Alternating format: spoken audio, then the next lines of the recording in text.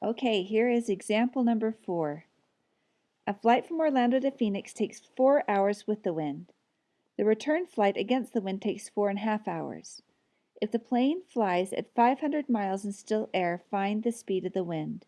Now to do this one, before I put anything on the slide, I just want to talk for a second, which is maybe a little awkward in a video, but think of yourself as just being, instead of in air, I want you to think that you are rowing a canoe in a swimming pool. So if you're rowing this canoe and it's in this huge swimming pool, so you can kind of get going, and let's say that you row the canoe at 5 miles an hour.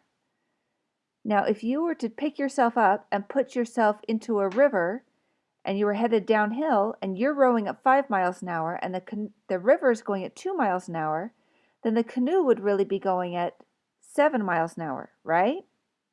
Now, if you were to turn around and still row that same speed, so the speed that you're moving the oar would be moving at 5 miles an hour, but that you're going against the water now, then if the water's at 2 miles an hour, you'd actually be going at 3 miles an hour. Your 5 minus the strength of the river would be how fast you're actually paddling upstream.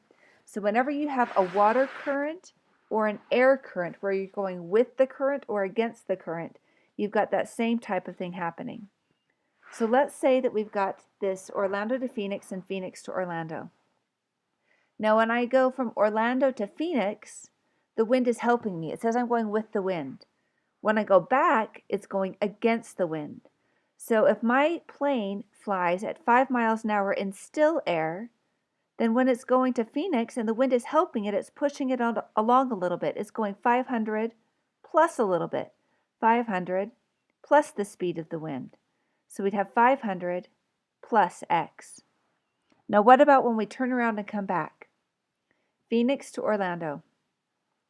Okay, now the wind is working against me. The plane wants to move 500 miles an hour, but the wind is pushing against it, so it would be 500 minus x. My times would be 4 and 4.5. What can we say about the distances? They're equal, so they're both d. Orlando to Phoenix, and then turning around, Phoenix to Orlando, we're assuming they're equal.